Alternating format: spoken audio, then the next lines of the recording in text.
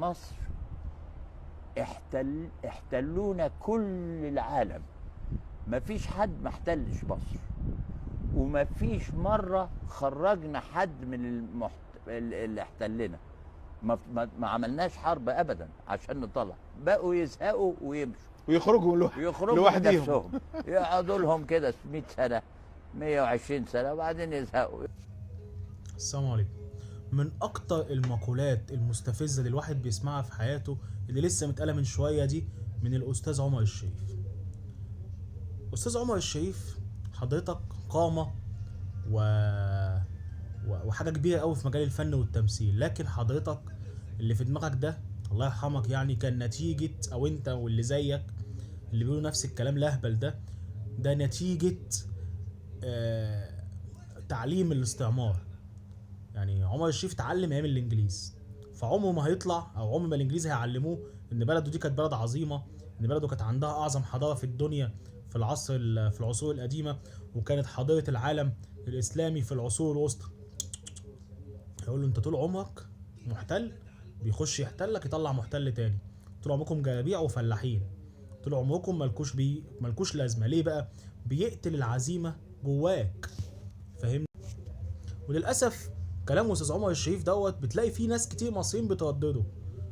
مثلا تيجي تتكلم عن مصر او تاريخ مصر، لا واحد يقول لك يا عمي ده احنا اكتر بلد في العالم الدنيا مش عارف ايه، يا عمي ده احنا الهكسوس احتلونا والفرس احتلونا والمش عارف مين احتلنا وطول عمرنا والكلام اللهبل اللي بنسمعه ده كله. طيب بص يا حبيبي، كل العالم القديم، كل دول العالم القديم تعرضت لنفس الظروف اللي تعرضت ليها مصر بلا استثناء.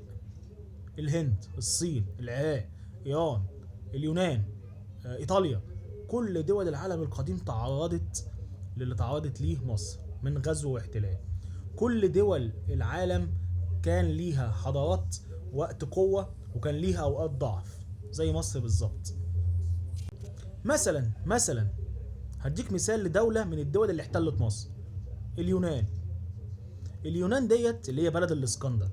بعد الاسكندر كانت عامله ازاي اليونان بعد الاسكندر تعرضت للاحتلال الروماني، ثم الاحتلال البيزنطي، ثم الاحتلال التركي، ثم قعدوا يدبوا في الاتراك كده كام سنه، وفي الاخر طلعوا الاتراك في الحرب العالميه بعد الحرب العالميه الاولى.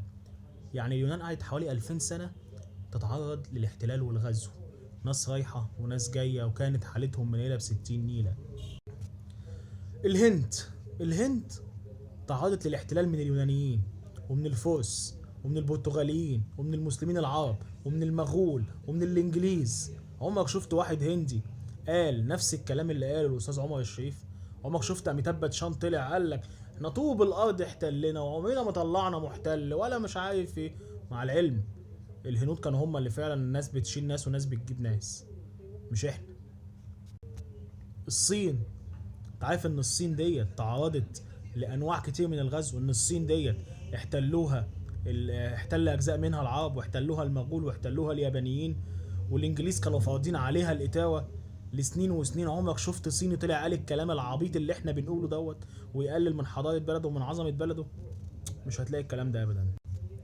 العراق العظيم، العراق اللي هي انا بعتبرها بلدي التاني بعد مصر، العراق تعرضت لكل انواع الغزو. الفرس احتلوا العراق، العرب غزوا العراق، ما نعتبرش ان ده غزو، ده فتح اسلامي، سيبك منهم. المغول احتلوا العراق، الاتراك احتلوا العراق، الانجليز احتلوا العراق. عمرك شفت عراقي طلع قال على بلده احنا طوب الارض احتلنا ومحتل كان بيطلع محتل والهاي ده؟ لا. هتلاقي دايما كل واحد بيطلع الجميل والحلو اللي في بلده، تلاقي كل واحد بيقول على بلده ان هي اعظم بلد في الدنيا حتى لو هي مش كده. هتلاقي واحد بيحاول يفخر من نفسه، مش واحد بيقلل من نفسه يكون دوني. عارف بقى ايطاليا تعرضت للغزو كم مره؟ اهي ايطاليا دي بعد ما سقطت روما، اما اتيلا الهوني اسقط روما، انها بقت عامله زي المسرح يعني بقت عامله زي مش عارف اقول ايه، كله رايح جاي عليها. واحتلوها الاغالبه واحتلوها الفاطميين، ويعدي الانجليز من عليها ماشي، يعدي الفرنساويين من عليها ماشي، يعدي عليها الالمان ماشي، وفضلت ما عندهاش وحده سياسيه لحد القرن اللي فات. ادي ايطاليا. بس هتلاقي الايطاليين بيتغنوا بمجد روما، بعظمة روما، بس بعد روما ما لهمش تاريخ، ما عندهمش مجد، ما عندهمش عظمة. انما احنا مصر ديت تاريخها عظيم جدا. اللي يقرا ويتعمق في التاريخ المصري يعرف ان هي اعظم بلد في الدنيا، ولا يتساوى مع مصر في العظمة الا بلد واحد فقط هو العراق. مصر في العصور القديمة كانت فرعونية وحاضرة العالم، وطيبة هي اللي بتصدر العلوم للدنيا. طيبة وأون اللي هي عين شمس هما منارة العلوم. سقطت الحضارة الفرعونية وتعرضت مصر للغزو مرة من الأشوريين والمصريين اللي خرجوهم، وقبل كده الفرس والمصريين اللي خرجوهم، وقبلهم الهكسوس والمصريين اللي خرجوهم. مش زي ما الأستاذ عمر الشريف قال، اللي خرج الهكسوس من مصر أحمس، واللي خرج الأشوريين من مصر أبسماتيك، واللي خرج الفرس من مصر أميريتيوس، الفرعون أميريتيوس.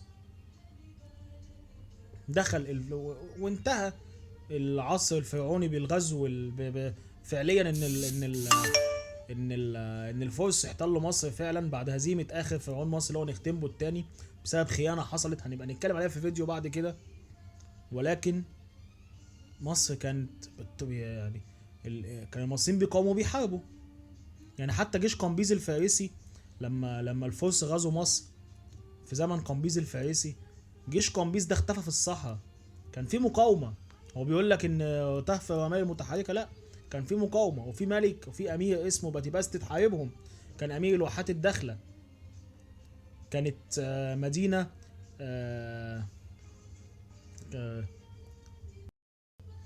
كانت المدينه اسمها امهيديا. امير امهيديا قضى على الجيش الفارسي كله في الصحراء الغربيه. وفي العصور الاسلاميه انت ما شفتش الحضاره الفاطميه؟ الدوله الفاطميه كانت بتمتد من المغرب لحد العراق، لحد حدود العراق. شفتش دوله المماليك العظيمه اللي كانت في زمانها سلطان مصر اسمه سلطان المسلمين قاسم امير المؤمنين، وجميع العالم الاسلامي بيدين ليه بالولاء، وكان الخليفه العباسي موجود في مصر في القاهره. هو مين اللي جنن نابليون وبهدل الحمله الفرنسيه؟ مش المصريين؟ مش اهل مصر؟ هو لولا المقاومه كان حصل كده. مين اللي هزم حمله فريزر؟ مش المصريين؟ هو ليه الناس بتحاول بتقلل من مصر؟ ليه؟ مصر دي هي اللي هزمت المغول ووقفت خطرهم عن العالم الاسلامي. مصر اللي هزمت الصليبيين وقضت عليهم وطردتهم لحد قبرص، لحد ما خدنا منهم قبرص. مصر اللي حفظت الاسلام والعالم الاسلامي طول العصور الوسطى، ومصر اللي علمت العالم في العصور القديمه الكتابه والزراعه والقرايه وان هم يبقى عندهم حضاره.